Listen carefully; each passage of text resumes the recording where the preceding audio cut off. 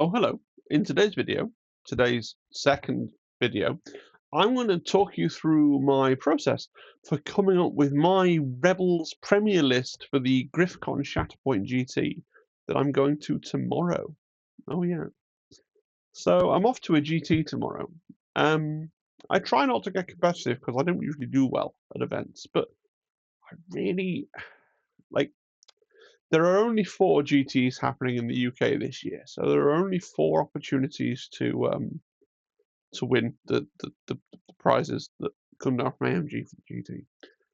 There's UK Games Expo's already happened. There's Griffcon, which I'm going to tomorrow. There's the Element Games GT that I've paid up for and I'm going to.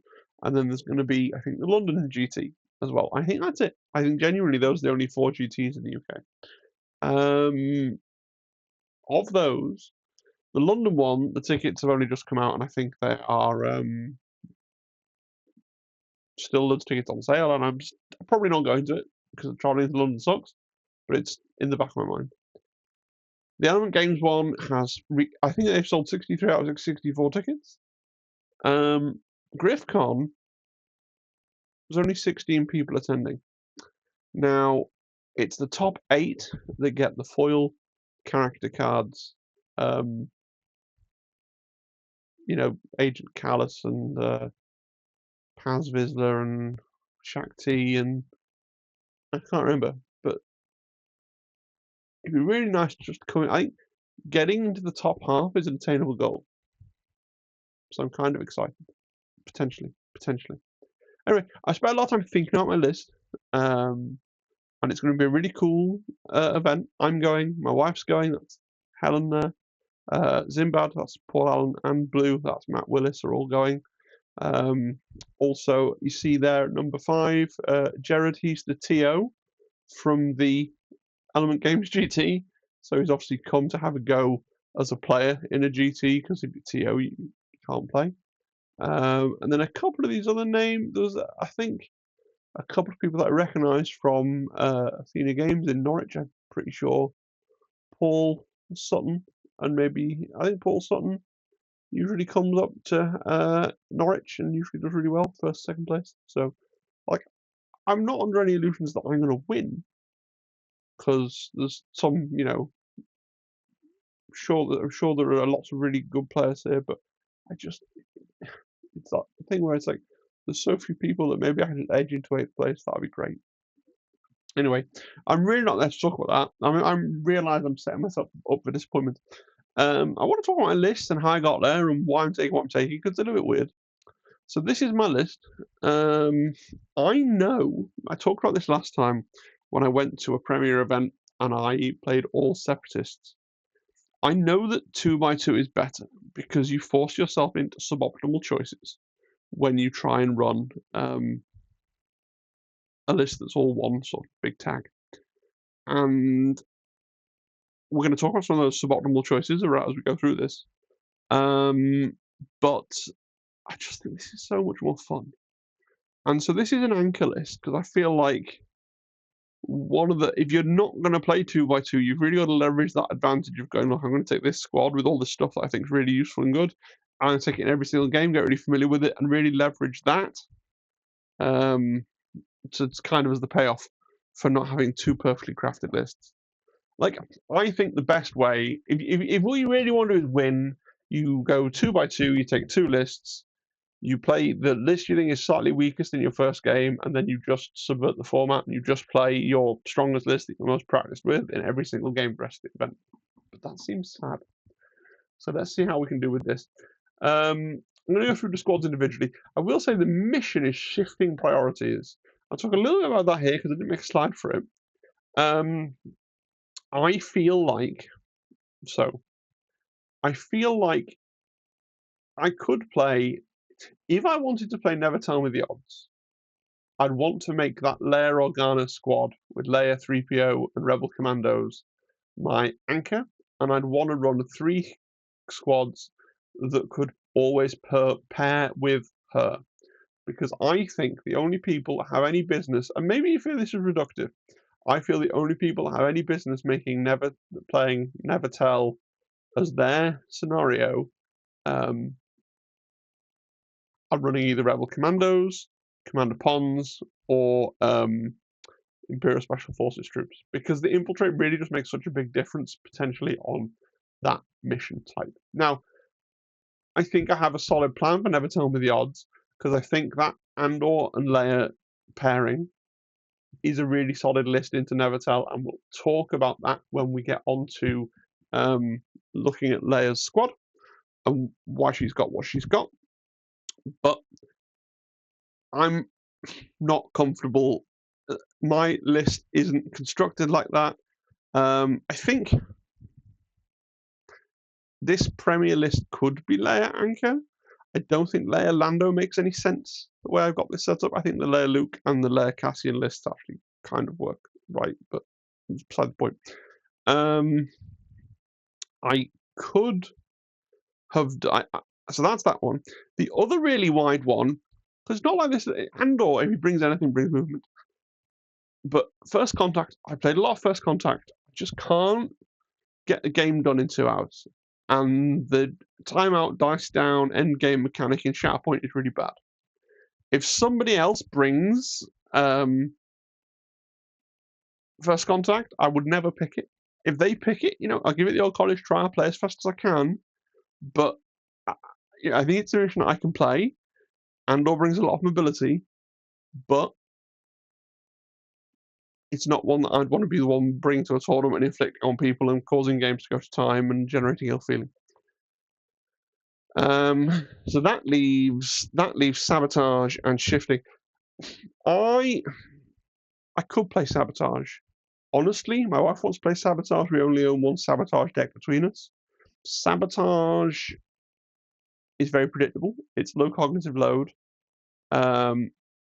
It really benefits lists where each squad can play really independently and it can go up 2 sides. It really benefits lists that are low force. Andor is kind of a low force list, but I kind of find myself managing with the way I've got this set up. So I went with shifting. Straightforward. It's also low cog load. It's quick to set up. And I actually think the objectives are slightly close together. And you can leverage Andor's move, Revenge Trigger, perhaps a bit more than you can on some of the maps. I don't know. I'd love to hear your thoughts on missions. That's the bit that I'm the most unsure of in terms of what's the best one. But we are about shifting. I don't think you can make I honestly don't think you can make a turbo bad choice. Right, so this is my Anchor squad. I'm not going to read through all the cards. I've done big in-depth reviews here. I'm just going to kind of try and tell you what I think. So Cassian Andor, he brings 2 force. He brings a move that can move another rebel with a dash and himself, and then if it happens to be a spy, they both get hunkers. He's got this town is ready to blow, which does 1 to 3 damage at the end of every struggle on all the enemy units that are contesting active objectives. He's got we've all done terrible things, so he can put 2 damage onto he puts 2 damage onto a friend who's engaged with the person he's shooting at, and he gets bonus dice, 3 bonus dice on his shooting attack. And then he's got make 10 men feel like 100, which is really why you take him. It's a really, really, really powerful identity. So you've got a revenge trigger where you can move somebody, or if it's a spy, they get a repo. And also, as if that wasn't enough, when a Rebel Alliance unit is Shatterpointed, that unit can have Impact 2 and Sharpshooter 2 until the end of the turn. Okay.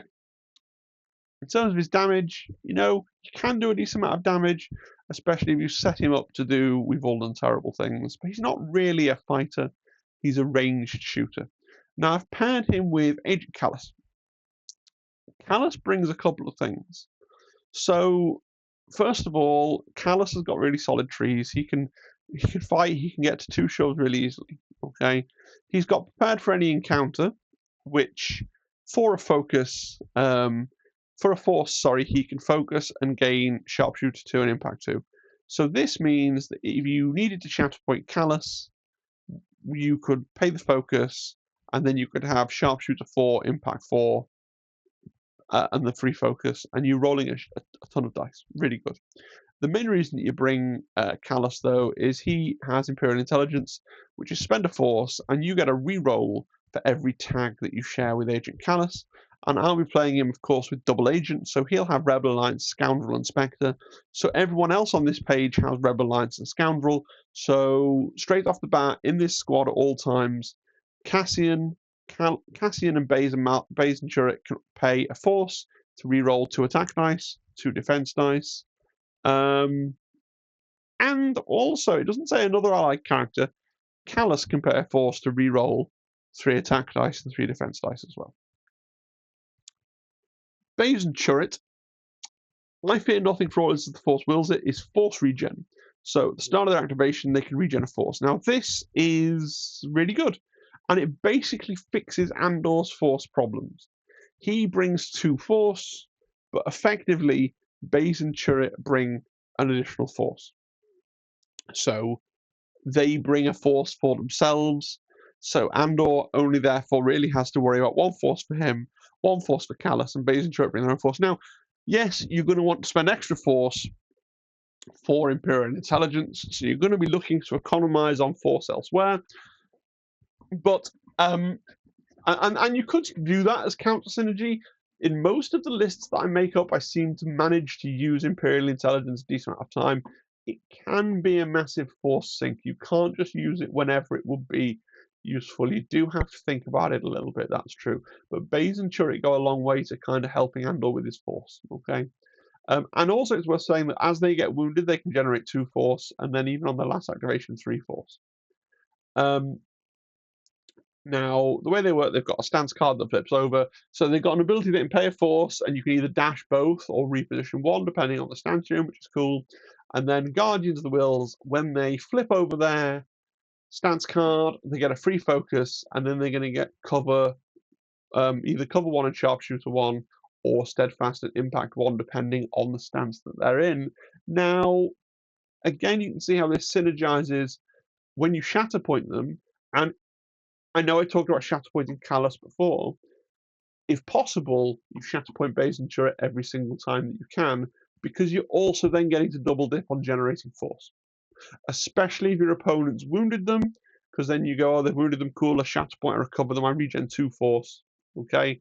And they don't necessarily have to spend any force. Yes, once they're wounded, they spend that 2 force for their extra move, but after turning point 1, you don't necessarily need to move them. You might be waking them up, they're on a point, it's contested, and they just start fighting the people that they find themselves on a point with, right? So you can see the synergy there as well. I think that, and we can ignore he's praying for the door to open, it almost never comes up. So I think you can see that Andor and Turret, they really fit together like a jigsaw. Andor loves to Shatterpoint Baze and Turret. Baze and Turret have extra force that helps Andor. In terms of which 4-point secondary you're going to use in this squad, I like Callus. You could go for Ezra, right? That's got the advantage of you can move in with Cassian's revenge trigger, and you can break ties on objectives. A lot of people like to run Chewbacca with Andor because Chewbacca can keep Andor alive a bit better and help him survive as he moves upfield, sure. But I've gone for Callus, and we need to really remember that Callus is there. We'll talk more about Callus and his rerolls as we kind of explore the other squads as well, and we'll talk about how they interact with Agent Callus. Now, I think that because potentially on your Shatterpoint turns, you're rolling buckets of dice, I think when you're rolling a lot of dice, having rerolls is when that's really helpful. That's my logic. I don't know if that stands up to a mathematical analysis, but I kind of feel like the more dice you're rolling, the more marginal utility you're going to get out of, potentially having 3 rerolls, 2 rerolls, right? So that's my anchor. That's what I'm going to use in every single game. Now, I think it's strong. Weaknesses: if Baze and Turret aren't in a useful place, and therefore you can't usefully Shatterpoint them and achieve what you want to achieve, and you've got other targets to Shatterpoint. Callus is a great Shatterpoint target. You've got other things in other squads that would really like to be Shatterpointed as well, like Rebel Commandos, but you're not going to constantly be getting that extra bit of force as it goes around the deck. So, best case scenario, you're activating Baze and Malbus like 3-4 times over the course of the game, every time the card comes up and every time the Shatterpoint card comes up, and you're getting that force back all the time. If you position them in an interesting way and they're not going to be useful to you, that can be a problem. Other things that are an issue, if Callus is wounded, he really hates that, because once you're being asked to pay 2 force for your rerolls, you're not going to do it. If you're being asked to pay 2 force for prepared for any encounter, man, that really becomes a question. Okay, so like the tip for my opponents, I guess, as likely they are as to watch this or not, is to try and wound Agent Callus. It's a tough one. I dislike it when I draw Agent Callus at the start, because you feel like, well, I'm going to use my free dash, I'm going to move, I'm going to get off onto an objective, or you get him second, you go, oh, cool, dash, move, push you off the objective, score the points, it's good. But Callus doesn't like chilling in the midboard. I like it better when the deck allows me to keep Callus back for a while, benefit from his Imperial Intelligence a lot, and then activate him towards the end of the first deck. And yes, you can reserve, but then that has the issue of filling your reserve slot for sure. So then we're going to go on to Leia's commando team. So this is the squad, as I talked about before, that I would take as and when I see that my opponent is running Nevertell with the odds, right? That's basically what this team is for. So let's start with Leia and what she's got. So at the start of her activation, she can give a full move to another character. Really, really good. It's a free full move. It's always going to be free all game. Amazing. She's got defensive maneuver for a force, so she get a dash and a hunker. One thing that's nice about Leia, she quite rarely has to use her defensive maneuver, because, unless you got a really interesting situation where you can move someone, get them onto a point, and then also having a dash on Leia is useful, quite often she can get where she needs to go by using Infiltrate on herself, right? And then she's able to do things. But the defensive maneuver is there for a force. It's quite good, but she can have turns where she feels useful and impactful, and she has spent no force because of that infiltrate tactic. Okay, explosive charge. I'm never paying for it. I'm not in this where she's paired with Cassian and you're playing at that sort of 5 force. I'm never paying for it. Okay, yeah.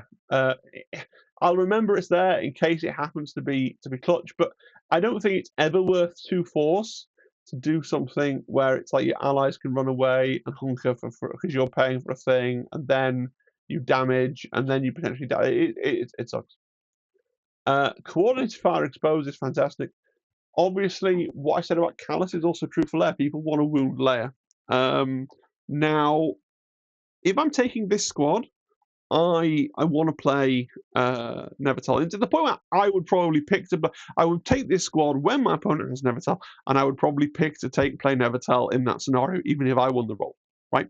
And what I would like to do with Leia is to put her somewhere up the midboard, where she's in the middle, where she's got lots of people within range 5, but where she herself is not on an active objective.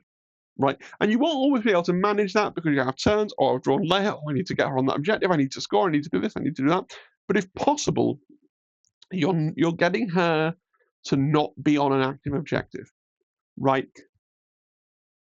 Because then you give your opponent a choice. Your opponent activates, and he's like, well, what am I going to do? Yes, it would be really helpful and beneficial to me to wound Leia and make that coordinated fire exposed, cost a force. That's going to take me probably 2 activations of fighting into Endor Lair with most things.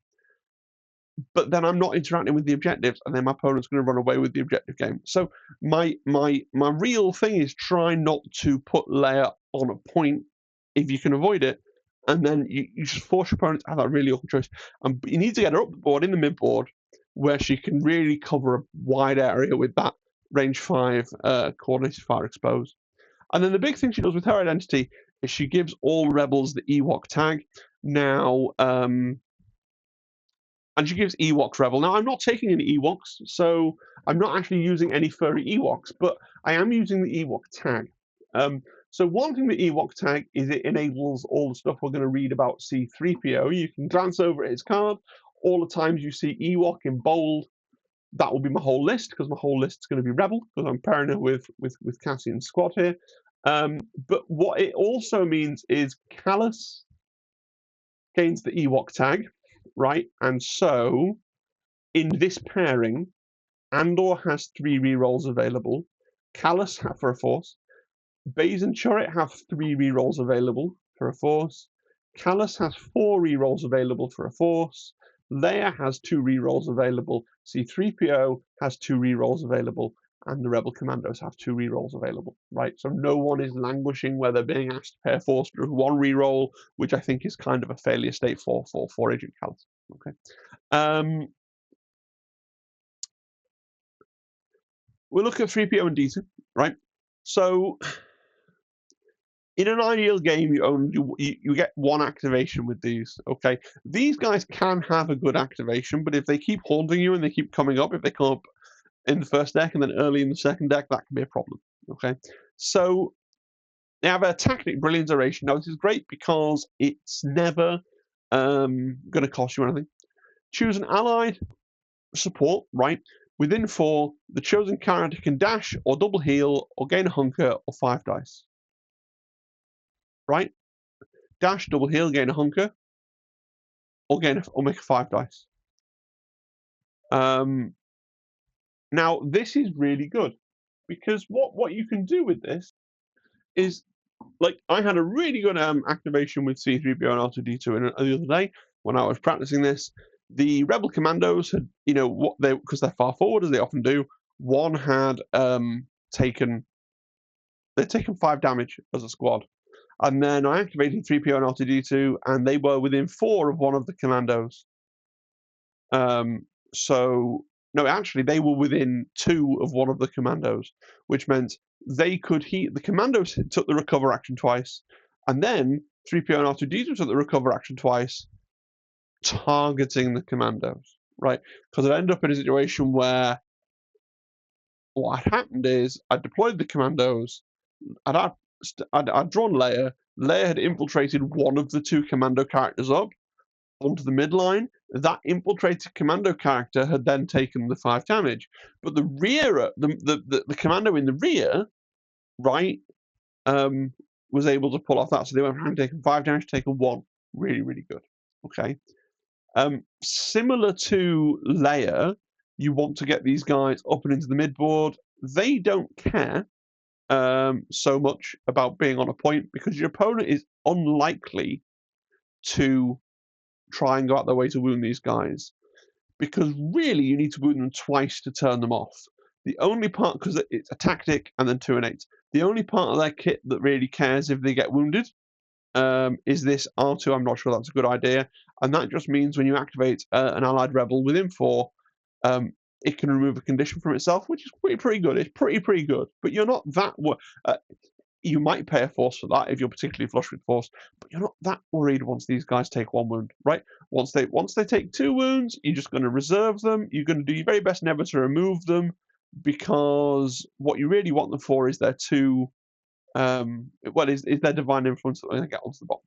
So divine influence, while this, essentially you always have them in angry trilling, and you've got a 5-inch steadfast bubble, right? A 5-inch range 5 steadfast bubble, right? So you get range 5 steadfast bubble. You've got your range 4 bubble of if you activate near me, you can remove a condition, and when you draw them, you're going to try and dish out 5 dice attacks or hunkers or double heals or shoves. And the quad heal, if you pull that off, that can be quite cool. And they can't be shot. It says, while 1 or more allied Ewok units are not wounded within 3, characters in this unit can't be shot. They are an Ewok unit with Leia in the list, therefore they can never be shot. They can be shot once they're wounded if you really wanted to, but you can't take extra damage once you're wounded. So, okay. Rebel Commandos. So they got the Commando Doctrines. For a Force, they can dash. If they end the move within 4 of an enemy character, they can focus and hunker. So Free focus, so we're thinking Cassian, Shatterpoint turn. If he doesn't fancy Shatterpointing Baze and Turret, if he doesn't fancy Shatterpointing Agent Callus, here's a third thing that can get a free focus, right? Really, really powerful, really, really good. And of those three guys I just mentioned, these guys actually have the best attack, right? They have a really good tree, so you can roll 10 dice with them. You can roll 10 dice with Baze and Turret as well, but their tree is actually better than Baze and Turret's, right? Coordinated fire damage, which is just lovely, right? Again, once they're wounded, these guys can take a wound and you don't really care.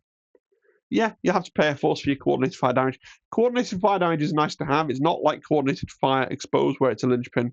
Okay. They start with hunker, which is nice to have, I guess, and they've got that infiltration. So when you deploy them, you can place them within 3 of the first place captain squad's primary units. So you pop down layer, and then you can pop these two guys down within 3 of layer, which means that you can start on that awkward like home objective that's really far forward that can be one of the active objectives in Turning Point 1 on Never Tell Me the Odds, which is why you take this squad a lot on this team goes with the Cassian's team on Never Tell Me the Odds. The other reason I really like these on Never Tell Me the Odds is Rebel Commandos, Baze and Turret are both really kick-ass supports. And Never Tell Me the Odds often has the mechanic where it's like, oh, supports are challenging the odds. If you wound someone with your support, you can pay a force, and you move the struggle tracker towards you, and that also kind of comes up with this team. So I really like that pairing on Never Tell. I might take that as a showdown list if I was going to a showdown event, and then I would take Never Tell, and that would be my list, and that would be my tactic. But I will say there's a really, really significant downside with this list. There is one primary in the game that I mean, there are other primaries that are murderers, but I would never, ever, ever want to take this list when I see Anakin Skywalker on the other side of the table. Because Leia doesn't have the option to hang at the back. She needs to be up there, spreading that aura for coordinated fire exposed. And so everything I said, don't put her on a point, blah, blah, blah. But Anakin Skywalker just goes, oh, a relatively weak primary in the midboard, charge, fight, hopefully kill, didn't kill, fight a second time, cool, I killed a primary, so I'll regen force, I'll move the struggle tracker, I'll dash all of the other dudes in my team, including, if I'm playing with Ki-Adi-Mundi, I'll dash Ki-Adi-Mundi as well, I'll just dash everybody. And that probably gets him onto other points elsewhere, so he doesn't care that Anakin's not on a point, right? I really think Anakin is the one, like, primary that I really think is S tier at the moment. I think he does a lot. I think I've seen Zimbad play a list that I thought was pretty bad, but it had Anakin, and basically he won the game he played against Blue because every single time Anakin activated with every single Shatterpoint, and whenever his card came up, it was just like, yeah, I go here, I kill Endor Lair, I get all this stuff. I go here, I kill what was Blue running? Not Lawgrey, the other one, Chirper. I kill Chirper, or all this stuff happens. So that's a weakness. And there are other characters in the game out that get stuff force refresh because she does. This is why I think you can try never to put if Leia's on a point as well, it becomes a really juicy target for your opponent. It becomes really, really juicy to wound Endor Leia if she's on a point. And, she's on a point. I can make the coordinated fire cost force, and then if I have something that gives me benefits for killing primaries, that is then a very juicy target, right? So be mindful about that. Next squad I want to talk about is Lando and his scoundrels. So this is perhaps the most interesting squad that I'm taking, and everybody looks sideways at it because people are like, why would you take Lando? He's generally thought was not very good. I rated Lando really low as well when I looked through the Rebels and the Empire. Lando is somebody that you need to have a serious plan for. But let's read his card, okay? So I'm not going to actually read his entire card. So Lando has a tactic. How you doing, you pirate?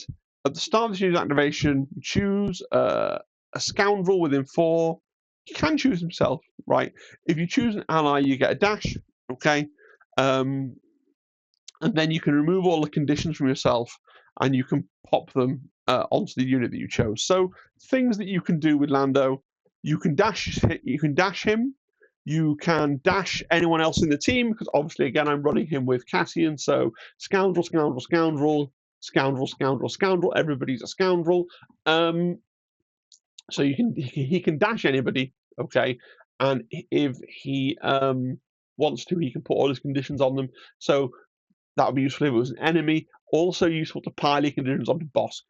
But notice it does have that range of 4, so you do need to have that person within 4 of him to do that with. But you can always, if you've got no other use for it, you can always just dash yourself. I don't think you often want to, like, moving Lando up onto a point can occasionally be useful, sure. Passive hedged bets. Before you refresh your order deck, for each readied force in your force pool, you can choose a unit for each readied force, each one that you choose. If it's an ally, you can heal a condition. If it's enemy, it gains a condition. That's nice. It's kind of insurance for the next thing. I'll read the next thing and then I'll go backwards a little bit. So back shift. Once per turn, when you reveal the order card, the unit may gain a condition. If it doesn't, it does not have it. If it does, you refresh 2 force. You shuffle this unit's order card back into your order deck, and then you reveal the next card in your order deck. If a unit's order card is revealed, it can't be put into reserve. So Lando only brings 2 force, so Cassian Lando is high stakes. It's a high stakes game of Sabacc because you only have 4 force to begin with. But notice you only have 4 force, but Base and Turret's got really good force refresh, right? Lando doesn't actually use any force at all. Okay, it is a gamble. Lando could screw you. He ways in which you get screwed by Lando. He comes up first. That's not particularly useful. You've not got any force to refresh. Or he comes up, you shuffle him in, and then you draw him again, and you're forced to have a turn with Lando. And he doesn't do very much on his own turn. Okay, but right when he works well, you just constantly have force, and then you end the turning with force, and you just get to dish out a pile of conditions, and it feels really, really good. But yes, taking Lando, you're at your mercy of the deck, and some people therefore may think, well, I won't bother with Lando. If I want more force, I play with campaign, right? Because I always say scoundrels there are 3 scoundrel primaries that all kind of do the same job, right? Lando, Cad, and Hondo, and they're all like these scoundrel primaries that really give you a lot of force. And I know that a lot of people like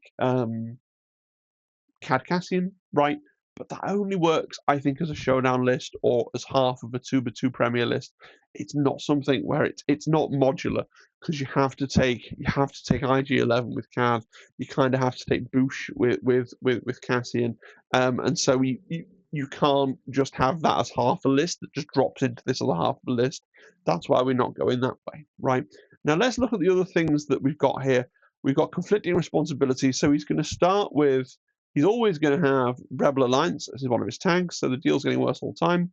And then whenever you reveal an order card, you choose an allied scoundrel, and if you do, the chosen unit gains another tag. This unit has at the end of the turn. So there's a lot to unpack here, right? So famously, Han and Chewie in It for the Money don't have the Rebel tag, right? And obviously Bosk doesn't have the Rebel tag either. So what are we doing? Well, it depends who you draw. If you draw Cassian, you're going to look at Cassian's card, and you're going to go, hey, do I need to target Bosk or Han and Chewie with we need to blend in? Right? If so, then when I flip over Cassian's card, I make Bosk or Han and Chewie Rebel. There we go. Job done. Right? If I draw Agent Callus, okay, then I'm going to have to... Honestly, there's not a lot there that on a turn in which I flipped Agent Callus that it feels worth doing. Okay, you can give Agent Callus Bespin if you flip Agent Callus, because then he shares the Bespin tag with himself, so then he can spend a force for 4 rerolls if that's something that you want to do. It's kind of cute. There's better shenanigans with giving Callus the Bespin tag. But yeah, if you flip Callus, you can give him the Bespin tag. Otherwise, he's not on his turn going to interact with anything else. If you flip Baze and Churret, actually, you don't really care. They don't put anything on anyone else useful, right? If you flip Lando himself, so the first time you flip Lando, you always give Agent Callus Bespin, right? By doing that, whatever you, so let's say you flip Lando, you give Agent Callus Bespin, then you back shift him into the deck, you refresh 2 Force. Then you flip Baze and Churret, you give them Bespin. Now they have 3 rerolls available to them from Callus, right? See where this is going? If you flipped Lando, gave Callus Bespin, and then you flip Andor, well, you have to check, do I want to give someone Rebel to move them with we need to blend in? Do I need to move Bosk or Han and Chewie? If no, safe to give Andor Bespin, right? And then he can have a 3rd reroll, okay? If you flip Lando a 2nd time, there's not much to do, right? He doesn't really care, you know? Fine. Bosk, if you flip Bosk, you give him Rebel every time. If you flip Bosk, you'd give him Rebel so he can access Agent Callus rerolls, right? If you flipped him after flipping Lando onto after flipping Lando and Callus has got Bespin, then that's fine. But you could give Boss Bespin instead, but you may as well just give him Rebel, and then he's getting 2 rerolls from Agent Callus. Job done. Okay. If you flip Han and Chewie in it for the money, same deal. Give them Rebel. Okay. Just so that they can have access to that Agent Callus reroll. Okay. So that's pretty cool. Now, most important point, if you flip Shatterpoint, his impact 2 sharpshooter 2 only works on Rebel units. Now, yes, most often you're going to want to use it on Baze or Callus, who can get free focus, but you have the option, don't you, of giving it to Bosk or Han and Chewie in case that they need free focus. But really, the main thing you're using it for is to, when you flip Andor, to put Rebel on either of those 2 guys so Andor can move them, okay? And then when you've and then playing around with Callus and giving them Rebel or giving people the Bespin tag. I think that's pretty good.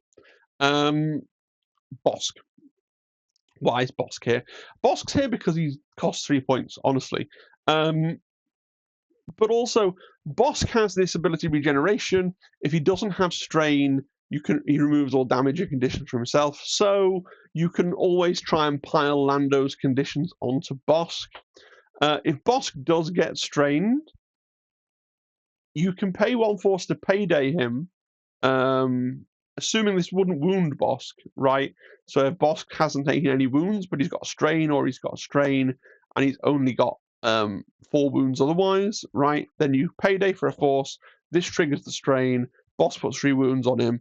And then at the start of his activation, because payday happens when you reveal him, then at the start of the activation, Bosk heals all the wounds and all the other conditions you might have. So that's just a trick with that there. And then Bosk's got his explosive ordnance for a Force. He can dash and do damage, which is cool. He's got decent attacks. And then we have a job to do. Ignore because there's no other bounty hunters in the list. That's not part of why Bosk's here.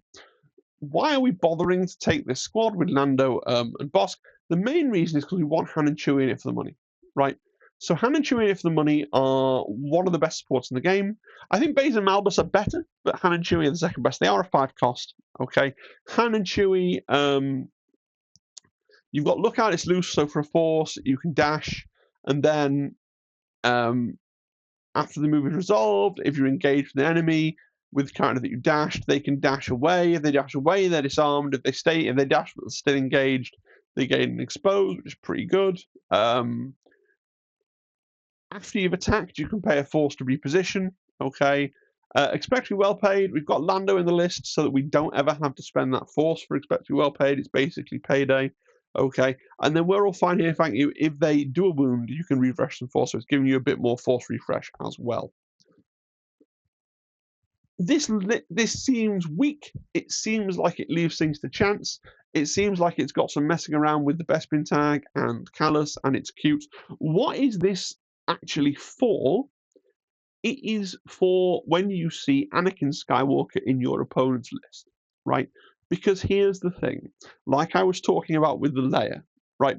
Anakin Skywalker wants to wound people, right? That's what he wants to do. He wants to wound primaries and get all these benefits.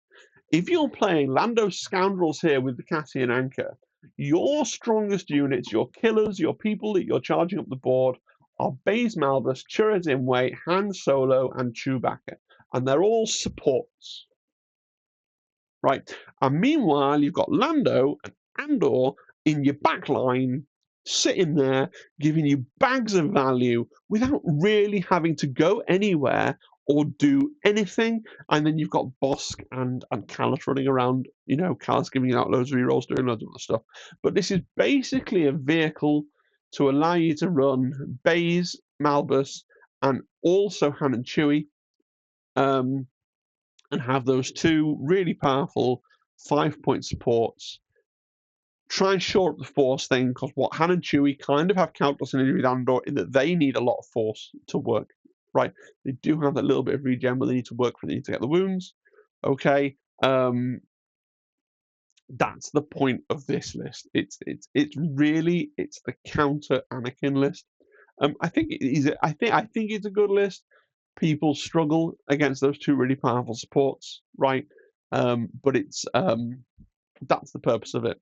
And because Han and Chewie don't have that rebel tag, and because therefore, I mean, really, the only bit of rebel synergy, you got Callus, you've got Andor's. We need to blend in. That's really why Lando is there for you. Yeah, and the last squad is Luke with spies. Now, I'll admit,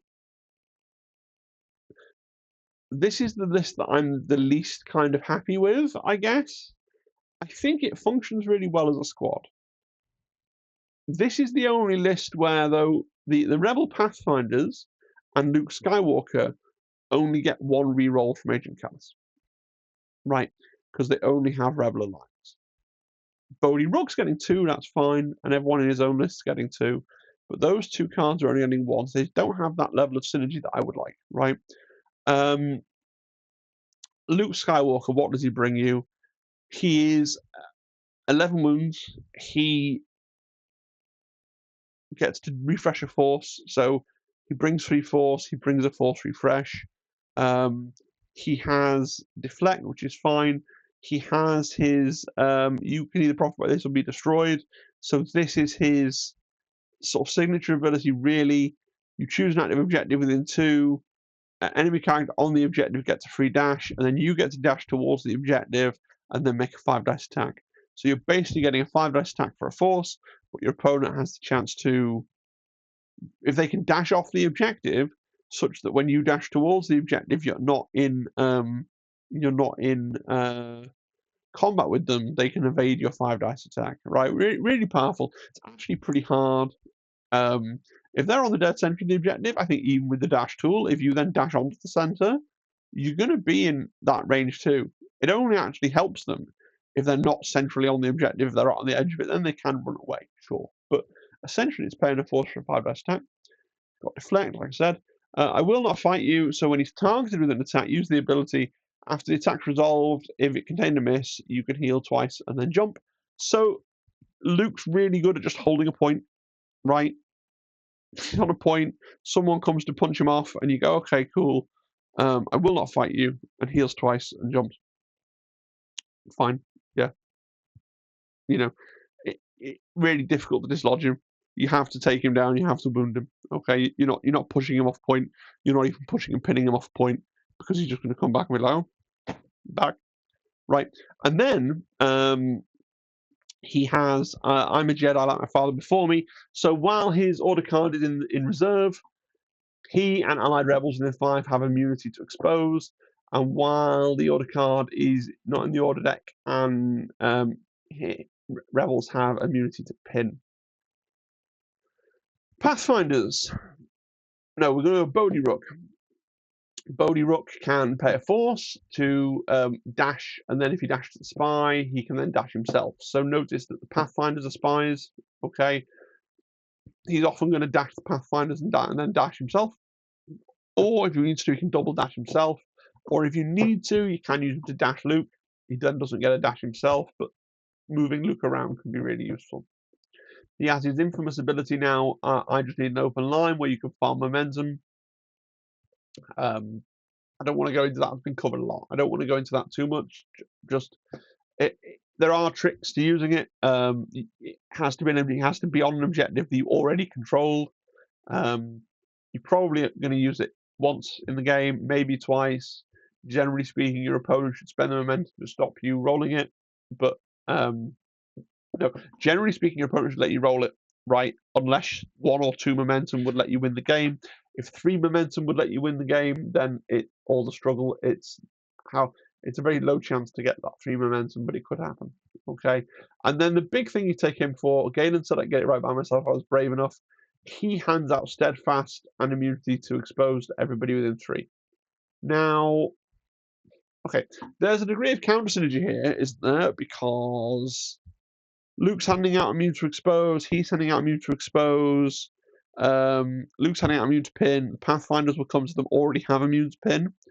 But first of all, you can, because I'm playing on shifting, there's going to be a big ball in the midline. You can always kind of separate Luke off. He doesn't need to hang around near Bodhi and the Pathfinders. They kind of function as blob. Luke can move more centrally and extend his buff to the other squad, right? That's why this squad is one of the reasons why I don't like Sabotage Showdown, right? And also Luke's things he's handing out are conditional on where he is. He's sometimes handing out immune pin, he's sometimes handing out immune expose. Bodhi's just doing all the time. And actually having that, you could call it counter synergy, you could call it desirable redundancy. But really, it's that steadfast. That's the thing, because now you can have a steadfast Luke. Luke is steadfast. If you manage to get 2 pushes and push him, he'll jump back. He's just sitting on the point. He's there. He's holding down that whole flank. He's just doing it all, right? And then you got the Pathfinders. They have defensive maneuver, so they can dash and then they hunker for a force. They start with hunker. I've skipped our cloak and dagger on purpose for a second. They start with hunker, and then they're immune to pin. They have scale, and whenever they dash, they can if they have a hunker, they can full move. So one thing you can often do with these is bear in mind when Bodhi dashes them, they're going to full move. When it's their turn, you could always do a take cover action to gain a hunker, and then you can defensive maneuver, which is a full move, and then you can full move. And yeah, that's your whole turn because you spent your actions on. You've not shot, but you can move them a phenomenal amount, right? If they're out of position. So what does this squad do? It's very mobile, right? Especially considering you've got Cassian in the other half of the list with his revenge trigger. Getting to move Luke Skywalker with that revenge trigger just feels really good. It's very mobile, and it really holds points. And it goes, I'm steadfast, I'm on this point, and if you're pushing me with pushes, you're attacking me, Luke can jump back on as well. What this doesn't like is diceless displacement, right? And yeah, the Pathfinders and Bodhi don't have the best damage output in the game, that's also true. But I do struggle kind of with what this squad's role in the Premier list is. I think it would be a good choice into Mandalorians, right? I always struggle with Mandalorians. Mandalorians don't typically have a lot of with the Mandalorian, he has diceless displacement, right? But they don't have a lot of it. It's not like playing an Empire list where they can have supports with diceless displacement. Mandalorians are really, really tough to wound. But just playing a list like this where you can move, you can get back onto points, you can be steadfast, you can try and outdo them at their own game and just be like, look, I am here. You are there and I am here. What are we going to do about it? Right? And you have got Luke can be a can opener, right? You've got Baze and Churret, you've got things like that going on. I think that's kind of where I'm looking at this list. But honestly, this is perhaps a squad that I want to see how we play. I have practice with them, and I did win the practice game, right? And it was against Grand Inquisitor, which isn't a matchup that I would typically want to take these into, just because I don't see the need to give Grand Inquisitor a force user to kill. But this is perhaps the one that I'm struggling with the most in the context of the overall list. But it's so hard because I think Rebels have four. We just go right the way back to the full thing. Rebels have they have three. They have two really good supports. They got the Rebel Commandos and Baze and Churret, right? And if you're playing a 2x2 or if you're playing a showdown list, those would absolutely be your two supports. And you'd almost build the rest of the list around the conceit that those were going to be your two supports, I think, right? The third best, in my opinion, Rebel support is Pathfinders. Now, they're really mobile, they're really strong in a lot of ways. They're not necessarily killers. And I think Bodhi with Pathfinders, that's such a good little chunk, right? And then you're looking for a 7-point primary, and Luke's there, right? Now, if you wanted to run, and this is something Oro came up with, and he calls it Wonder Twins, you could, if you're running them as a fixed list, you could actually swap Luke and Endor Leia around, so that Luke was leading the 3PO Commando squad and Endor Leia was leading the Bodhi and Pathfinder squad, just to move so you've got more coverage of your immunity to expose, and then you've still got your steadfast bubble on both sides of the table, and that would make a really solid defensive list. But that only works in 2x2 or in Showdown, because again you're doing that thing where you're making a real blended list rather than the discrete building blocks of squads. But it's a real struggle, and I want to talk about some of the things that I didn't take. So, okay, I like the idea. These aren't really fully developed squads. These are just other things that I think about and that I like the idea of. Okay. I like the idea of running General Solo with Andor, right? Because he has revenge. General Solo has revenge, but he doesn't have any movement attached to his revenge. So often he won't be in range. So with Andor, you can move him, and then he can do his revenge trigger when someone is wounded, and that's pretty cool. Problem with taking General Solo is that you're then having to not take the Han and Chewie in it for the money unit, so you're having to like rethink and rewrite that part of your list. Okay, you could take General Solo and Chewie, and I've put Pathfinders, put Rebel Commandos. Just Han's box is fine. You can swap Chewie for Sabine or Ezra, whatever you'd like there, right? And that's a perfectly good squad. But then it's like, well, okay, well now I'm doing that, so now Endor Leia's not got Rebel Commando, so what's going to go with her? And also, I've not got Han to have Han and Chewie and Lando, so it just knocks other things out. But I think again, be a great 2x2 or a great showdown list, Andor Han, right? Then the Commandos and Baze and Churret, and then 2 4-point secondaries of your choice, right? Han's a scoundrel. Might go Ezra and Callus, because Ezra's a scoundrel as well, right? Then everybody's getting 2 rerolls except for Pathfinders who are only getting 1, except for the Commandos who are only getting 1, something like that. I like Charming Leia. I actually rate her as probably the best primary in Rebels, and I'm not using her in my Premier list, which seems mad because I want to use Endor Leia and do the thing with layering on the Endor tags with C-3PO and Callus and having the steadfast buff and the extra rerolls and things like that. I think it's cool, but Leia could work, right? And I just throw in there. You could throw him in under Jyn Erso or anywhere else. I think K2SO is a great model, right? He's not bad. He just struggles because you really want to run Baze and Churret with Andor. K2SO with Andor in the other squad is still really good. You could make it work this way. Again, you take Lando and R2D2, then you're not taking Lando, you're not taking C-3PO, R2-D2, it's a problem. There is actually a world where you could take the Imperial unit, ISB agents, with Leia and K2SO. It's funny because none of Leia's things all work on spies or rebels, and of course the ISB agents are spies. But you wouldn't be having the rebel tag synergy for K2SO or for Andor or for Kallus, so it wouldn't really work with this list, but it's an option. Jin. I think Jin has play as well. My big problem with Jin, again, just in this setup, where I want to have the Cassian and the Bazin turret and the anchor list, is I think Jin really, I've put it there with Sabine. Sabine does have to dash a friend. Jin really wants to be moved up the board before she has to activate. And a model, if I was playing Jin, I'd always want to play her with Hero Luke, really. And then Bazin turret in her squad, right?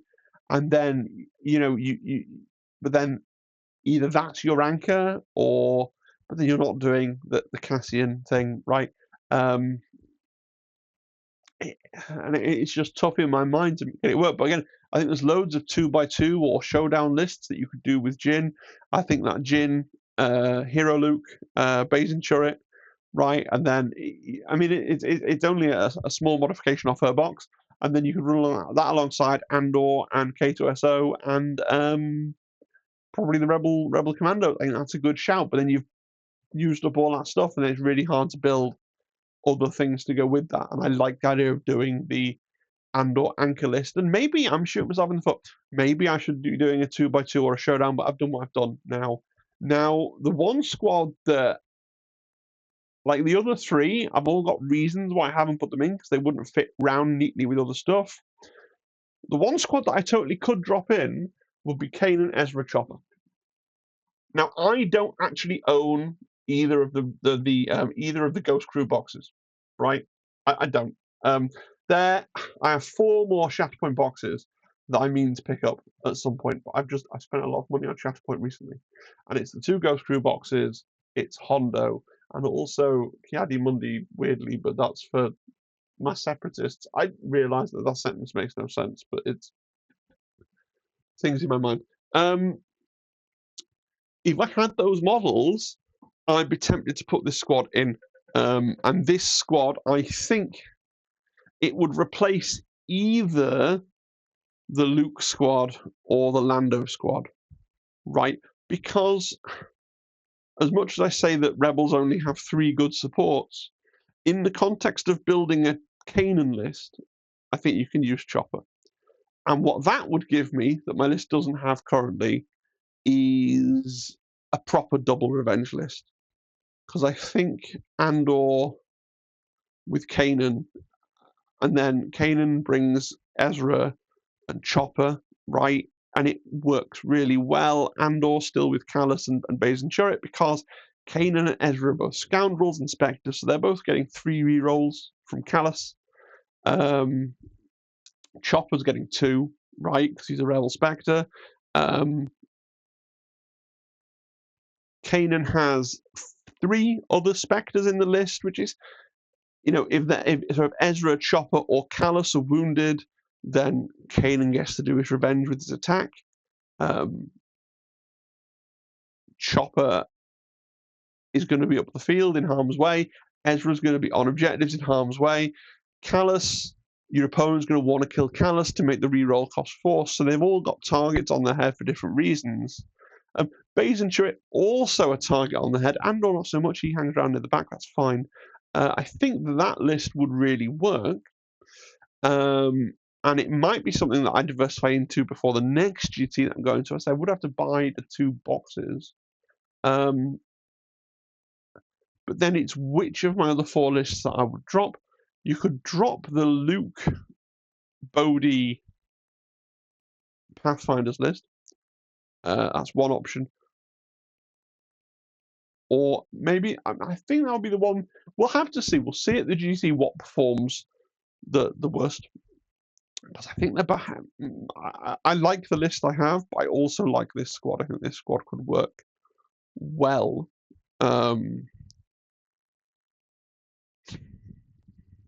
Yeah, yeah, it's worthy of having a force. Apart from that, I think it'd be good. And that's basically it. I've talked a lot about the stuff that I'm doing for Shatterpoint. I'd love to know your opinions. Would you change anything? I'm not going to change anything really. I mean, other models that I have painted that I could throw into my box, like right now, if someone gives me a really compelling comment, are literally K2SO, Jin-Urso, PLC, and 3-point Luke. So if anyone sees a, and anyone goes, no, drop this squad and definitely run Jin with this and that, then let me know. And if it's really compelling, then I'll listen to you, sure. I'd also love feedback on mission choice. If anyone's got any last minute, no, I really think you should run Never Tell, or Never Tell's really the only one I would countenance pivoting to, because I don't have a second. I can't tell my wife she can't have the sabotage cards. I can't take them off her, and I really don't want to play First Contact. This has been a different kind of video from me, because the other game I talk about, Kill Team, doesn't really have list building, so it doesn't really have that avenue to make a video that's like, here's a list I came up with and here's why I came up with it. Right? So let me know what you thought of this sort of thing, because I do list theory crafting and stuff, and I talk about lists that I think are cool. For Shatterpoint anyway, more. Do subscribe, comment, like, etc. Considering the Discord, all that stuff. And a big thank you to all my members, but especially to Alex, who is subscribed at the highest tier. I know he doesn't really care that much about the Shatterpoint stuff, but he said he was getting more and more intrigued by it, so long may it continue. Long may it continue. Alright guys, have a good one. I aimed to go to bed 23 minutes ago, and I just haven't, so I'm getting up at work o'clock tomorrow to corral everyone around to the tournament, because I got to pick everybody up from all around the place where I live. So that's my tomorrow morning. But I will try and get a tournament report up tomorrow evening. We'll see. We'll see. Or a half, because it's a 2-day event, but I'm coming home because it's only an hour away. Well, an hour, hour and a half, hour and 40, depending on what the traffic does. But it's within 2 hours of my house, so I'm coming home before between now.